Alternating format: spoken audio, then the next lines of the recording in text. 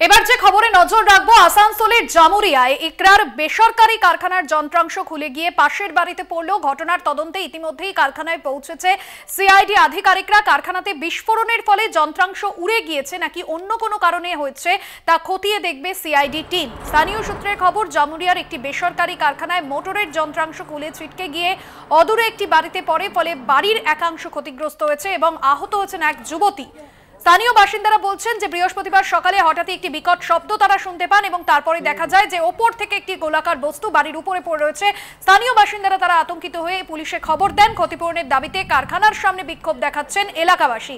জামুরিয়ার কারখানায় ইতিমধ্যেই সিআইডি আধিকারিকরা পৌঁছেছেন এবং কিভাবে পাশের বাড়িতে সেই বস্তু গিয়ে পৌঁছলো এবং যার জন্য কিন্তু ওই বাড়ির বেশ কিছু অংশ ক্ষতিগ্রস্ত হয়েছে এবং আহত হয়েছেন একজন। স্থানীয় বাসিন্দারা তারা বলছেন যে আজ সকালেই তারা একটি বিকট শব্দ শুনতে পান এবং তারপরেই দেখেন যে বাড়ির একাংশ ক্ষতিগ্রস্ত হয়েছে এবং তারপর পুলিশে খবর দেন। গোটা ঘটনায় আতঙ্কিত হয়ে পড়েছেন এলাকাবাসী।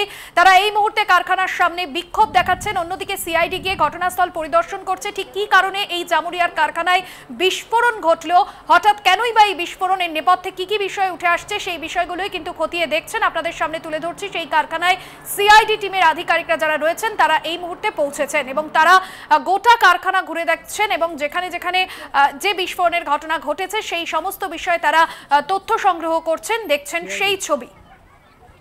অন্যদিকে স্থানীয় বাসিন্দারা তারা রীতিমতো আতঙ্কিত হয়ে পড়েছেন এই ঘটনার জেরে এবং তারা বিক্ষোভ দেখাচ্ছেন কারখানার সামনে, কারণ এই ঘটনায় আহত হয়েছেন স্থানীয় এক যুবতী। বিস্ফোরণের কারণ খুঁজতে এলাকায় পৌঁছেছেন সিআইডি টিম। ক্ষতিপূরণের দাবিতে কারখানায় বিক্ষোভ স্থানীয় বাসিন্দাদের। কারখানায় বিস্ফোরণের জেরে বাড়ির একাংশ অর্থাৎ অদূরে একটি বাড়ির একাংশ ক্ষতিগ্রস্ত হয় এবং যন্ত্রাংশ খুলে কারখানার যন্ত্রাংশ খুলে পড়লেও পাশের বাড়িতে এবং স্থানীয় বাসিন্দারা তারা সকালেই একটি বিকট শব্দ শুনতে পান আর তারপরে তারা পুলিশকে খবর দেন। ঘটনাস্থলে স্থানীয় বাসিন্দারা তারা বিক্ষোভ দেখাচ্ছেন। অন্যদিকে বাড়ির যে ছবি আপনাদের সামনে তুলে ধরছি, বাড়ির একাংশ ভেঙে পড়েছে সেই ছবি আপনাদের সামনে তুলে ধরছি। তবে কি কারণে বিস্ফোরণের নেপথ্যে ঠিক কি রয়েছে সেই বিষয় কিন্তু খতিয়ে দেখছে সিআইডি টিম। আপনাদের সামনে তুলে ধরছি দুটি ছবি। একদিকে সেই ভাঙা বাড়ির ছবি অর্থাৎ যে বাড়ির একাংশ ভেঙে পড়েছে কারখানায় বিস্ফোরণের জেরে, অন্যদিকে আপনাদের ছবি তুলে ধরছি সিআইডি টিম তারা ঘটনাস্থলে পৌঁছেছে। স্থানীয় বাসিন্দারা তারা কিন্তু রীতিমতো এই ঘটনার জেরে আতঙ্কিত হয়ে পড়েছেন।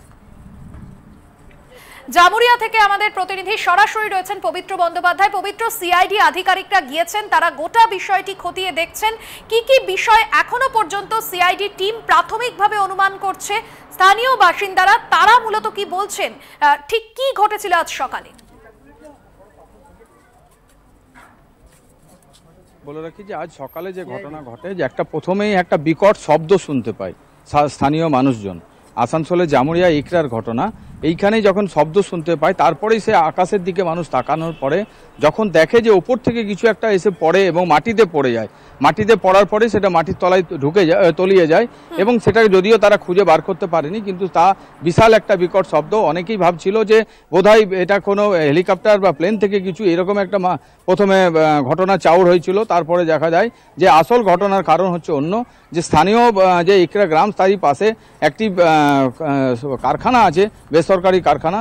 সেই যতটুকু সূত্রে জানা যায় এবং স্থানীয় মানুষের সূত্রে জানতে পারা যায় যে ওই যে বেসরকারি যে কারখানা, সেই কারখানা কোনো কারণে কোনো কিছু তার যন্ত্রাংশ ব্লাস্ট হয়ে যায় এবং ব্লাস্ট হয়ে যাওয়ার পরেই ওই যন্ত্রাংশ এতটাই উঁচুতে ওঠে এবং তারপরে সেই যন্ত্রাংশ যখন ব্যাক করে মাটির দিকে আসে তখন একটি বাড়ির একটা অংশ নষ্ট হয়ে যায়, ভেঙে যায় এবং পাশাপাশি তোমাকে বলে রাখি একটি মেয়ে তার পাশাপাশি ছিল, সেও অসুস্থ হয় এবং এখন সিআইডি টিম যে ঘটনাস্থলে পৌঁছেছে এবং সিআইডি টিম কারখানা কর্তৃপক্ষের সঙ্গে কথা বলেছে। পাশাপাশি নজর থাকবে। আপাতত ধন্যবাদ পবিত্র।